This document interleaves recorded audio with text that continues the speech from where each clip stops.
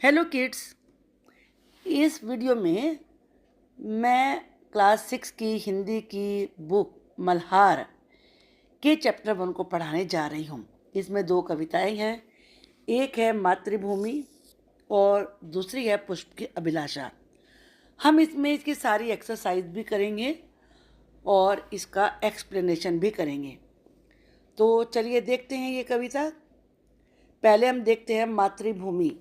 मातृ का मतलब होता है माँ और भूमि कहते हैं पृथ्वी को। अर्थात ये पृथ्वी हमारी माँ के समान है। जैसे माँ हमें सब कुछ प्रदान करती है, जीवन के लिए जो भी चीज़ें आवश्यक होती हैं वो हमें देती है, तो ये धरती माँ भी हमें वो सब कुछ देती है जो हमारे जीवन के लिए परम आवश्यक होता है। इसीलिए मातृभूमि कहा जाता है जहाँ हम पैदा होते हैं, जन्म लेते हैं, बड़े होते हैं, वो हमारी मातृभूमि होती है।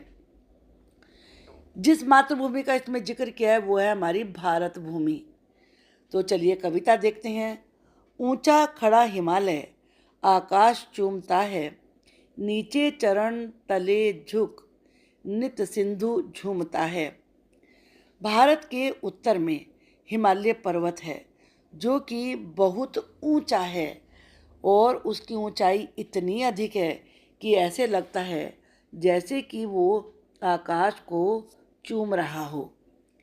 नीचे जो भारत के दक्षिण में समुद्र है, आप जानते हैं कि हिंद महासागर है, तो यहाँ सिंधु इस हिंद महासागर के लिए ही आया है।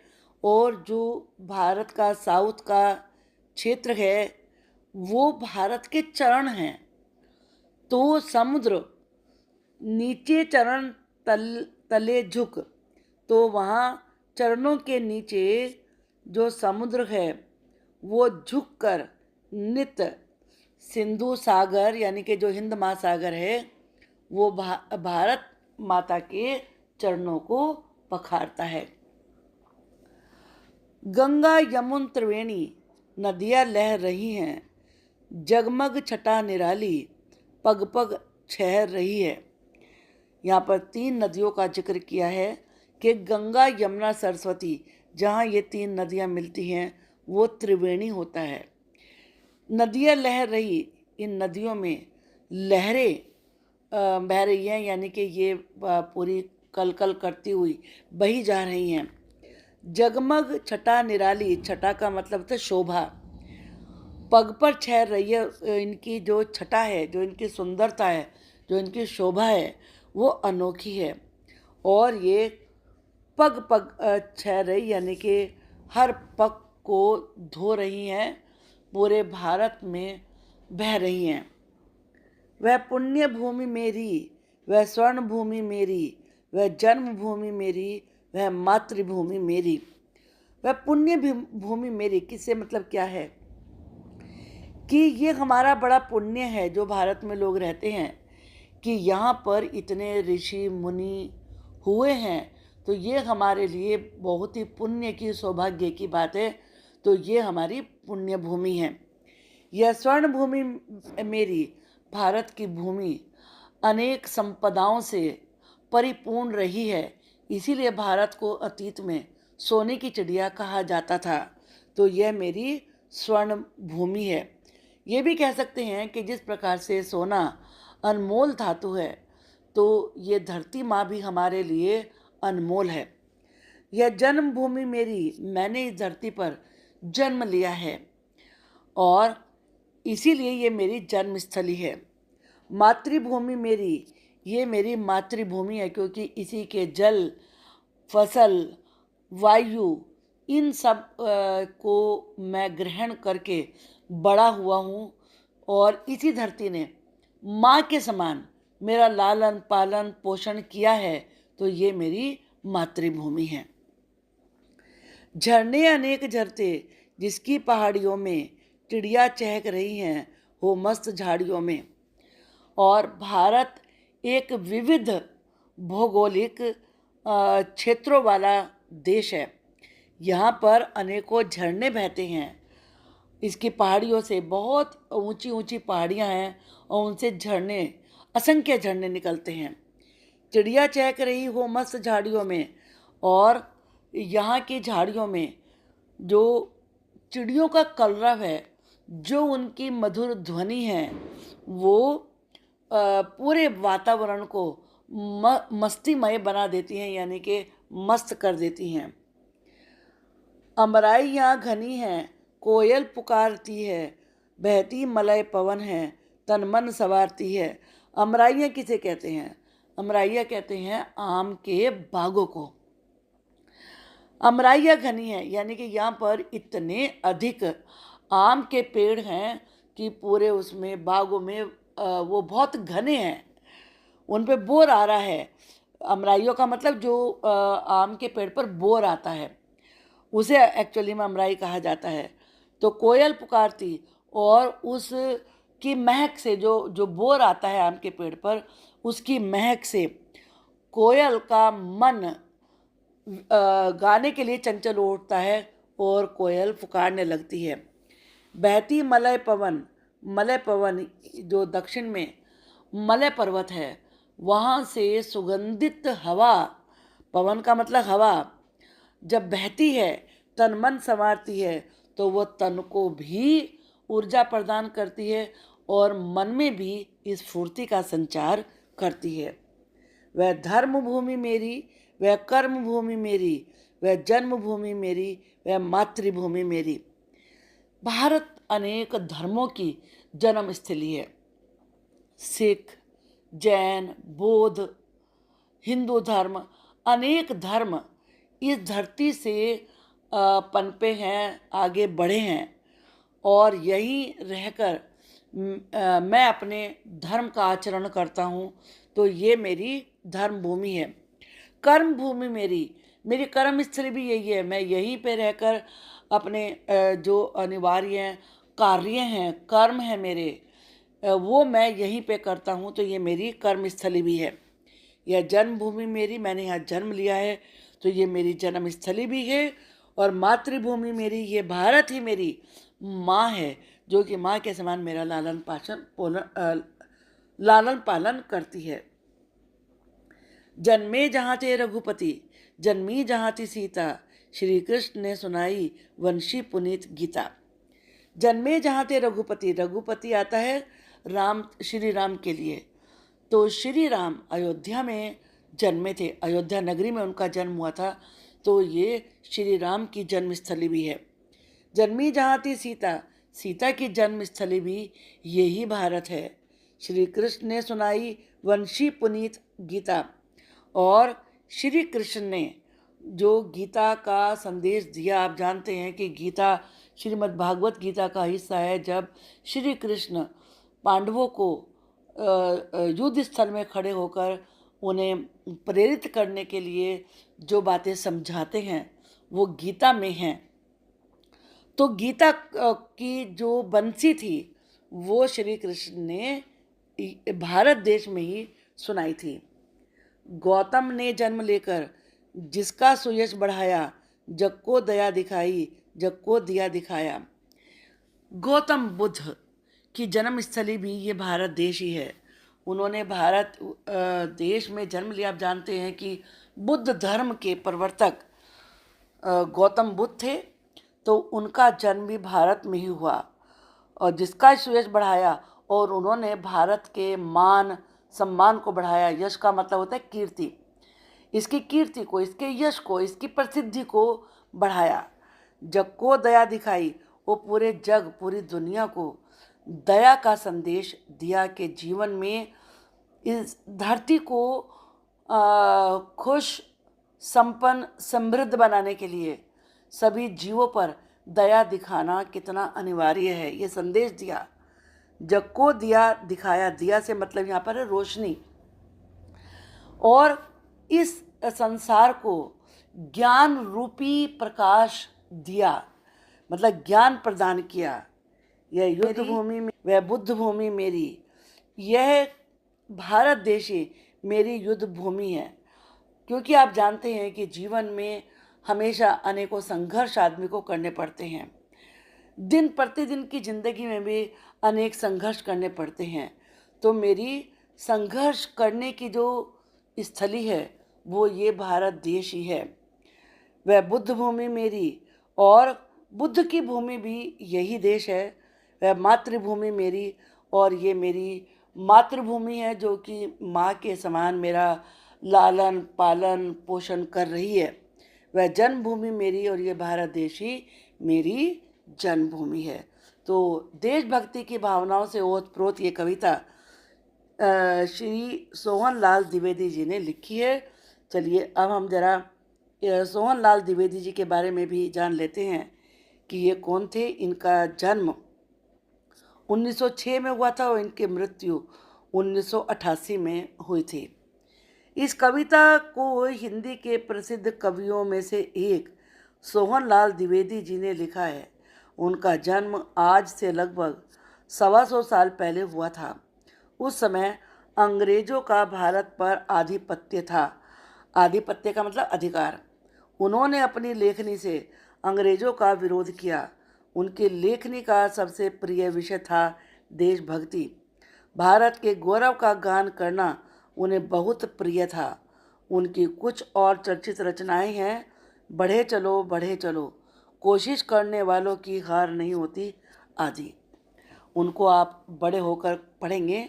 अब हम इसके प्रश्न उत्तर करेंगे। ये अब हम इस कविता पर विस्तार से चर्चा करें। आगे दी गई गतिविधियां इस कार्य में आपकी सहायता करेंगी। मेरी समझ से नीचे दिए गए प्रश्नों का सटीक उत्तर कौन सा है? उसके सामने तारा बनाइए। हिंद महासागर के लिए कविता में कौन सा शब्द आया है? चरण, वंशी, हिमालय या सिंधु? तो इसका सही उत्तर है सिंधु। मातृभूमि कविता में मुख्य रूप से भारत की प्रशंसा की गई है। भारत के महापुरुषों की जय की गई है। भारत की प्राकृतिक सुंदरता की सराहना की गई है। भारतवासियों की वीरता का बखान किया गया है। तो इसका उत्तर है भारत की प्राकृतिक सुंदरता की सराहना की गई है। ख, अब अपने मित्रों के साथ चर्चा कीजिए और कारण बताइए कि आपने ये उत्तर ही क्यों चुने। इसका कारण यहाँ पर दिया है, मैंने इस उत्तर को चुना क्योंकि मातृभूमि कविता में भारत की प्राकृतिक सुंदरता और उसकी महिमा को सराहा गया है। मिलकर करें मिलान। पाठ में से चुनकर कुछ शब्द नीचे दिए गए हैं। अपने समूह में इन पर चर्चा कीजिए और इन्हें इनके सही अर्थों या संदर्भों से मिलाइए। इसके लिए आप शब्दकोश, इंटरनेट या अपने शिक्षकों की सहायता ले सकते हैं। तो चलिए देखते हैं हम ये शब्द। हम इसके उत्तर ही देखते हैं। हिमालय, भारत की उत्तरी सीमा पर फैली पर्वतमाला। त्रिवेणी क्या होता है? 3 नदियों की मिली हुई धारा यानी कि संगम। मलय पवन, दक्षिणी भारत के मलय पर्वत से चलने वाली सुगंधित वायु। सिंधु, समुद्र, एक नदी का नाम। गंगा यमुना, भारत की प्रसिद्ध नदियां। रघुपति, श्री रामचंद्र का एक नाम, दशरथ के पुत्र। श्री कृष्ण, वसुदेव के पुत्र वासुदेव।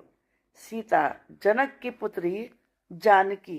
गीता, एक प्रसिद्ध और प्राचीन ग्रंथ। श्रीमद्भागवत गीता, इसमें वे प्रश्न उत्तर और संवाद हैं जो महाभारत में श्री कृष्ण और अर्जुन के बीच हुए थे। गौतम बुद्ध, एक प्रसिद्ध महापुरुष, बौद्ध धर्म के प्रवर्तक। पंक्तियों पर चर्चा। कविता में से चुनकर कुछ पंक्तियां नीचे दी गई हैं। इन्हें ध्यान से पढ़िए और इन पर विचार कीजिए। आपको इनका क्या अर्थ समझ में आया? अपने विचार कक्षा में अपने समूह में साझा कीजिए और अपनी लेखन पुस्तिका में लिखिए। इसमें लाइनें दी हैं। वह युद्ध भूमि मेरी, वह बुद्ध भूमि मेरी, वह मातृभूमि मेरी, वह जन्मभूमि मेरी।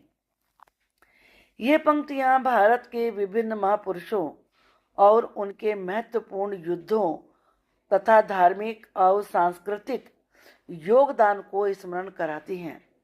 यहाँ युद्ध भूमि मेरी से भारत के ऐतिहासिक युद्धों को दिया गया है, जैसे कि महाभारत युद्ध, विभिन्न राष्ट्रीय स्वतंत्रता संग्राम। बुद्ध भूमि मेरी से क्या अभिप्राय है? बुद्ध भूमि से भारतीय धर्म और दर्शन के महापुरुष गौतम बुद्ध के शिक्षाओं का सम्मान किया गया है, जिन्होंने अपने ज्ञान और अहिंसा के सिद्धांतों से दुनिया को प्रेरित किया है।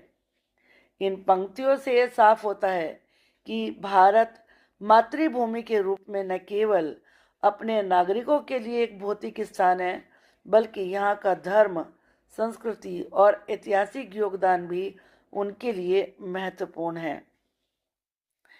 ये विचार भारतीय समाज में गहरी भावनाओं और समर्पण के संकेत के रूप में उठाते हैं।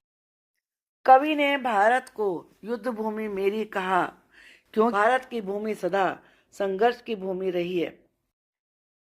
यह हमें हर तरह के अभाव, अज्ञान और दुख से लड़ना सिखाती है। भारत पर कितने ही शासकों ने शासन किया, लेकिन भारतीयों ने अपनी सभ्यता एवं संस्कृति पर आंच नहीं आने दी। कवि ने भारत को बुद्ध भूमि कहा क्योंकि महात्मा बुद्ध ने भारतीयों को प्रेम, दया और अहिंसा का संदेश दिया, ताकि भारत में अखंडता बनी रहे। आगे हम देखते हैं सोच विचार के लिए। कविता को एक बार फिर से पढ़िए और निम्नलिखित के बारे में पता लगाकर अपनी लेखन पुस्तिका में लिखिए। कोयल कहाँ रहती है? कोयल अमराइयों, आम के बगीचों में रहती है। तन मन कौन संवारती है? बहती मलय पवन, दक्षिण भारत से आने वाली सुगंधित हवा हमारा तन मन संवारती है। झरने कहाँ से झरते हैं? झरने पहाड़ियों से झरते हैं। श्री कृष्ण ने क्या सुनाया था? श्री कृष्ण ने मधुर बांसुरी बजाकर सबका मन मोह लिया और गीता का संदेश भी दिया। गौतम ने किसका यश बढ़ाया? गौतम ने भारत का यश बढ़ाया, पूरे भारत को अहिंसा, दया और करुणा का संदेश दिया। प्राणी जगत में सभी से प्रेम करो, यह संदेश दिया। अब दूसरी लाइन पंक्तियां ये। नदियां लहर रही हैं, पग पग छहर रही हैं। लहर का अर्थ होता है पानी का हिलोरा, मौज, उमंग, वेग, जोश। छहर का अर्थ होता है बिखरना, छितराना, छिटकना, फैलना। कविता पढ़कर पता लगाइए और लिखिए। कहाँ कहाँ छटा छहर रही है? नदियों के किनारों पर नदी में तेज लहर आने पर जल दूर दूर तक फैल जाता है और नदी तेज वेग में हिलोरे लेकर आगे बढ़ती है। किसका पानी लहर रहा है? गंगा, यमुना और त्रिवेणी। गंगा, यमुना एवं सरस्वती का संगम स्थल में पानी हिलोरे लेकर उमंग, जोश एवं मस्ती से आगे बढ़ता है। अब है कविता की रचना। गंगा, यमुन, त्रिवेणी नदियां लहर रही हैं। यमुन शब्द यहाँ यमुना नदी के लिए आया है। कभी कभी कवि कविता की लय और सौंदर्य को बढ़ाने के लिए इस प्रकार से शब्दों को थोड़ा बदल देते हैं। यदि आप कविता को थोड़ा और ध्यान से पढ़ेंगे तो आपको और भी बहुत सी विशेषताएं पता चलेंगी। आपको जो विशेष बातें दिखाई दें उन्हें आपस में साझा कीजिए और लिखिए। जैसे सबसे ऊपर इस कविता का एक शीर्षक है, नीचे चरण तले झुक, नित सिंधु झूमता है। सिंधु शब्द यहाँ हिंद महासागर के लिए आया है। अमराई यहाँ घनी है, कोयल पुकारती है। अमराइया शब्द यहाँ आम के पेड़ के लिए आया है। बहती मलय पवन है, तन मन संवारती है। मलय शब्द यहाँ सुगंधित के लिए आया है। श्री कृष्ण ने सुनाई वंशी पुनीत गीता। पुनीत शब्द यहाँ पवित्र अथवा शुद्ध के लिए आया है। गौतम ने जन्म लेकर जिसका सुयश बढ़ाया, जिसका शब्द यहाँ भारत देश के लिए आया है। अब आगे देखते हैं मिलान। स्तंभ 1 और स्तंभ 2 में कुछ पंक्तियां दी गई हैं। मिलते जुलते भाव वाली पंक्तियों को रेखा खींचकर जोड़िए। इसको सामने लिखकर ही करेंगे। वह जन्मभूमि मेरी, वह मातृभूमि मेरी, मैंने उस भूमि पर जन्म लिया है, वह भूमि मेरी माँ समान है। चिड़िया चहक रही हैं हो मस्त झाड़ियों में, इसका अर्थ है वहाँ की जलवायु इतनी सुखदाई है कि पक्षी पेड़ पौधों के बीच प्रसन्नता से गीत गा रहे हैं। यहाँ आम के घने उद्यान हैं जिनमें कोयल आदि पक्षी चहचहा रहे हैं। चलिए अब अगला प्रश्न करते हैं। अनुमान या कल्पना से अपने समूह में मिलकर चर्चा करिए। अमराई या घनी है, कोयल पुकारती है। कोयल क्यों पुकार रही होगी, किसे पुकार रही होगी, कैसे पुकार रही होगी? कोयल वसंत ऋतु के आगमन पर पुकार रही होगी। कोयल प्रकृति को पुकार रही होगी, वह मानो प्रकृति की सुंदरता का गुणगान कर रही हो। कोयल मधुर स्वर में पुकार रही होगी, कोयल की आवाज बहुत मीठी होती है। ख बहती मलय पवन है, तन मन संवारती है। पवन किसका तन मन संवारती है, वह ये कैसे करती है? उत्तर है पवन निम्न चीजों का तन मन संवारती है। प्रकृति का, पेड़ पौधों फूलों पत्तियों को झकझोर कर। मनुष्यों का, उन्हें ताजगी और सुकून देकर। पशु पक्षियों का, उन्हें राहत और उल्लास देकर। पूरे वातावरण का ताजगी और स्फूर्ति भरकर। पवन निम्न तरह से तन मन संवारती है। शारीरिक रूप से यानी कि तन ताजगी प्रदान करके, गर्मी में राहत देकर, शरीर को ठंडक पहुंचाकर, पसीने को सुखाकर।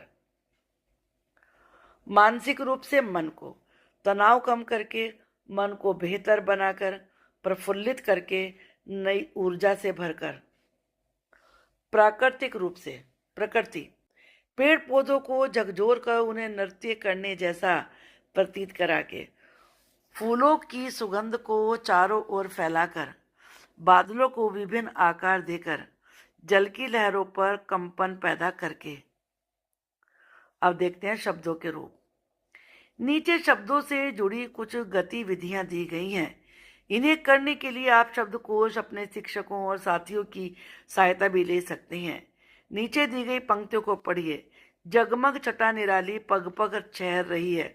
इन पंक्तियों में पग शब्द 2 बार आया है।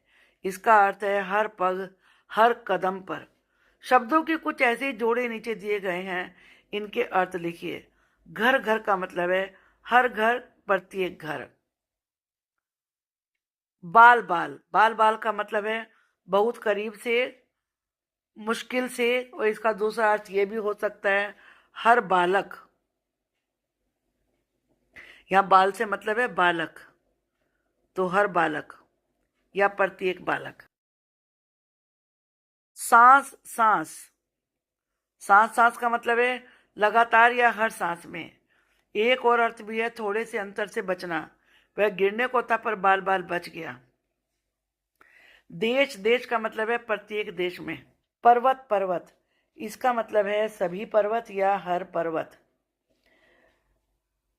वह युद्ध भूमि मेरी, वह बुद्ध भूमि मेरी। कविता में भूमि शब्द से अलग अलग शब्द जोड़कर नए नए शब्द बनाए गए हैं।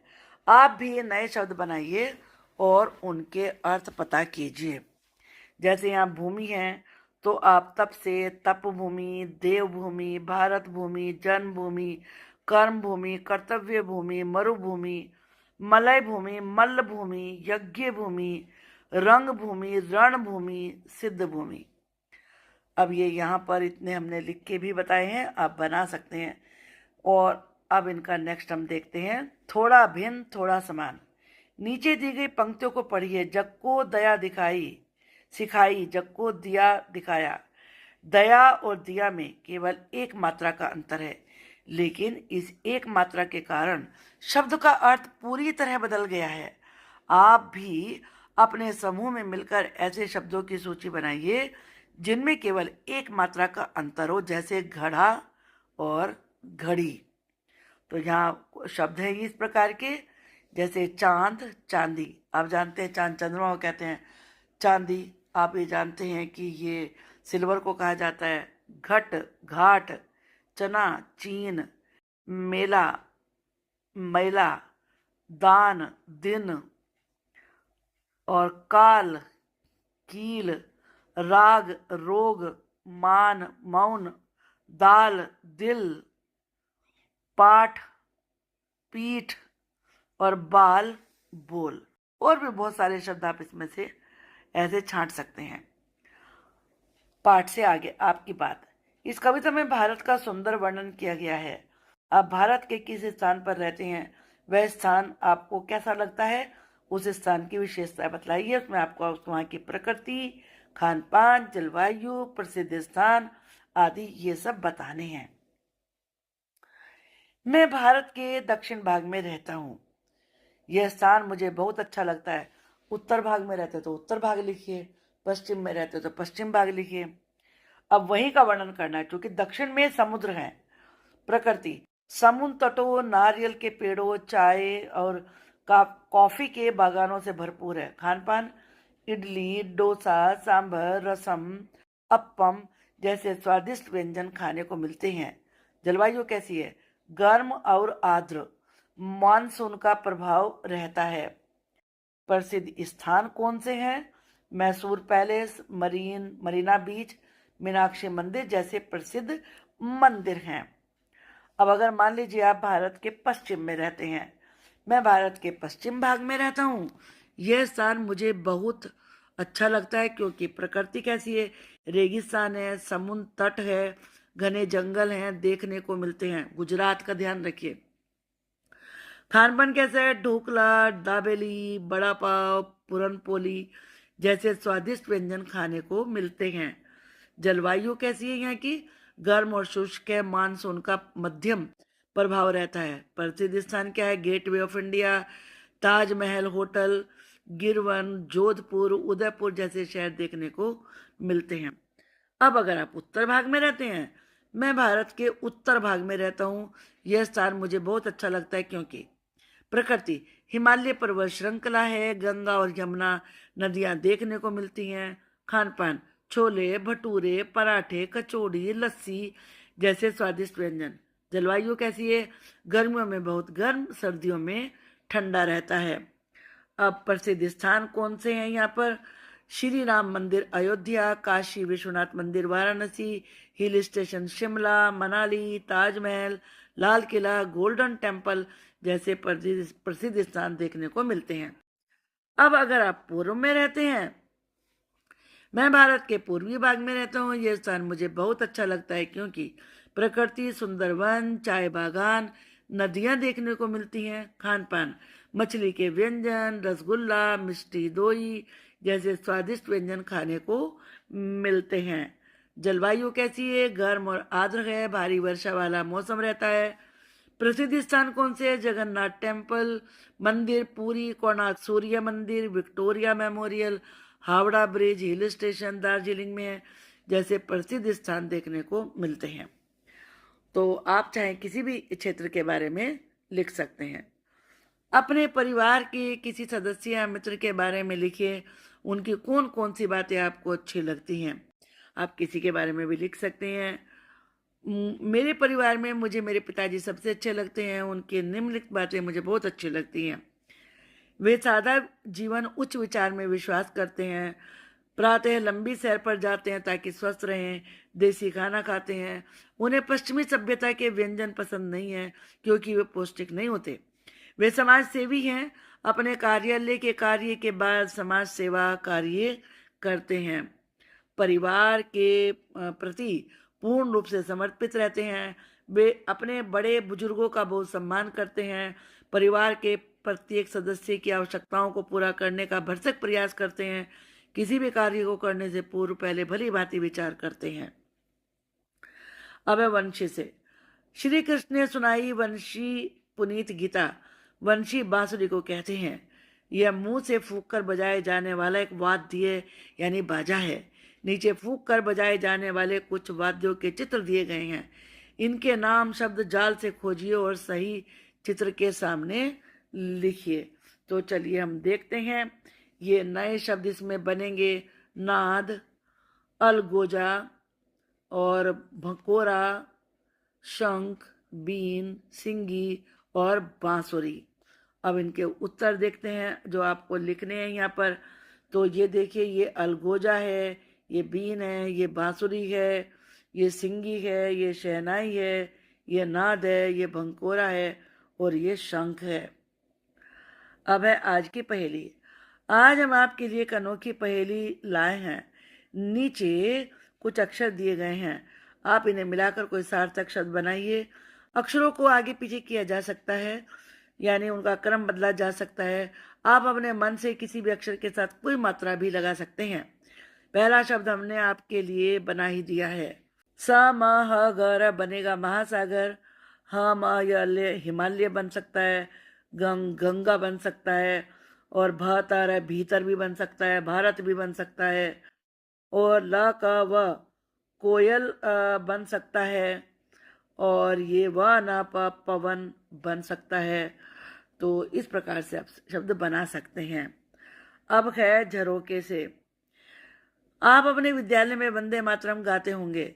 वंदे मातरम बंकिम चंद्र चट्टोपाध्याय द्वारा लिखा रचा गया है। यह गीत स्वतंत्रता की लड़ाई में लोगों के लिए प्रेरणा का स्रोत था। भारत में इसका स्थान जन गण मन के समान है। क्या आप इसका अर्थ जानते समझते हैं? आइए आज हम पहले इसका अर्थ समझ लेते हैं, फिर समूह में चर्चा करेंगे। तो चलिए देखते हैं इसका अर्थ। इसका अर्थ यहाँ पर लिखा है, वंदे मातरम वंदे मातरम। हे माता, मैं तुम्हें प्रणाम करता हूँ। सुजलाम सुफलाम मलयज शीतलाम। तुम जल से भरी हुई हो, फलों से परिपूर्ण हो। तुम्हें मलय से आती हुई पवन शीतलता प्रदान करती हो। शस्य श्यामला मातरम। तुम अन्न के खेतों से परिपूर्ण वंदनीय माता हो। वंदे मातरम। हे माँ, मैं तुम्हें प्रणाम करता हूँ। शुभ्र ज्योत्सना पुलकित यामिनीम। जिसकी रमणीय रात्रि को चंद्रमा का प्रकाश शोभायमान करता है। फुल्लो को समित धूम्र दल शोभनी। जो खिले हुए फूलों के पेड़ों से सुसज्जित है। सुहासनीम सुमधुर भाषिनीम। सदैव हंसने वाली, मधुर भाषा बोलने वाली। सुखदाम वरदाम मातरम। सुख देने वाली, वरदान देने वाली माँ। वंदे मातरम वंदे मातरम। मैं तुम्हें प्रणाम करता हूँ। आपने मातृभूमि कविता को भी पढ़ा और वंदे मातरम को भी। अब कक्षा में चर्चा कीजिए और पता लगाइए कि इन दोनों में कौन कौन सी बातें एक जैसी और कौन कौन सी बातें कुछ अलग हैं। तो चलिए उत्तर देखते हैं। मातृभूमि एवं वंदे मातरम में समानता क्या है? नदियों द्वारा जल से परिपूर्ण है, फलों से परिपूर्ण है, शीतल मलय पवन का बहना, ये समानताएं हैं। अब असमानताएं क्या है? मातृभूमि कविता है, हिमालयम सागर की चर्चा है, धरती को मातृभूमि, जन्मभूमि, स्वर्ण भूमि, पुण्य भूमि, धर्म भूमि, कर्म भूमि, युद्ध भूमि, बुद्ध भूमि, ये नाम आपने कविता में पढ़े हैं, ये दिए गए हैं। बुद्ध, राम, सीता, कृष्ण का वर्णन है, वंदे मातरम में नहीं है ये। झरने पहाड़ियों का दर्शाना है और पक्षियों की चहक दर्शाना है, ये इसमें वंदे मातरम में नहीं है।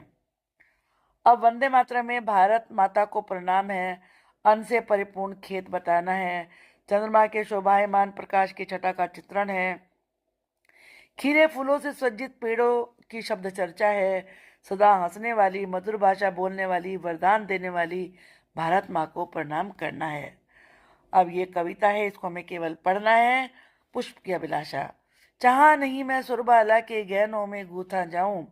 चाहा नहीं प्रेमी माला में बिन प्यारी को ललचाऊं। चाहा नहीं सम्राटों के शव पर हे हरि डाला जाऊं। चाहा नहीं देवों के सिर पर चढ़ूं भाग्य पर इठलाऊं। मुझे तोड़ देना वनमाली, उस पथ में देना तुम फेंक। मातृभूमि पर शीश चढ़ाने, जिस पथ जावे वीर अनेक। ये माखन लाल चतुर्वेदी के द्वारा लिखी हुई कविता है। एक फूल कह रहा है मेरी इच्छा ये नहीं, जैसे स्त्रियां अपने फूलों को सजाती हैं अपने बालों में, कि मैं किसी सुंदर सी लड़की के बालों में गूंथा जाऊं। मेरी ये भी इच्छा नहीं है कि प्रेमी माला में बिन प्यारी को ललचाऊं, कि कोई प्रेमी अपनी प्रेमिका को फूल दे और उसे ललचाए। मेरी ये भी इच्छा नहीं है। ये भी नहीं है कि कभी किसी जैसे जो बड़े लोगों की मृत्यु होती है उस पर भी फूल चढ़ाते हैं, कि किसी सम्राट के शव पर मुझे चढ़ाया जाए। मेरी इच्छा ये भी नहीं है। मंदिरों में फूल चढ़ाते हैं कि मुझे किसी देवता पर चढ़ाया जाए और फिर मैं इतराने लगूं। बस मेरी तो इतनी सी इच्छा है, हे वनमाली, तुम मुझे तोड़ लेना और उस रास्ते पर फेंक देना जिस पर मातृभूमि पर अपने प्राणों को न्योछावर करने के लिए मेरे देश के वीर जाते हों। तो आप समझ सकते हैं कि कितनी देशभक्ति से ओतप्रोत ये कविता है। अगली वीडियो में मिलते हैं जो कि नेक्स्ट चैप्टर के बारे में होंगी। आपको इस चैनल पर सभी वीडियो मिल जाएंगी, लिंक डिस्क्रिप्शन बॉक्स में मिल जाएगा, तो उसको देखते रहिए। धन्यवाद।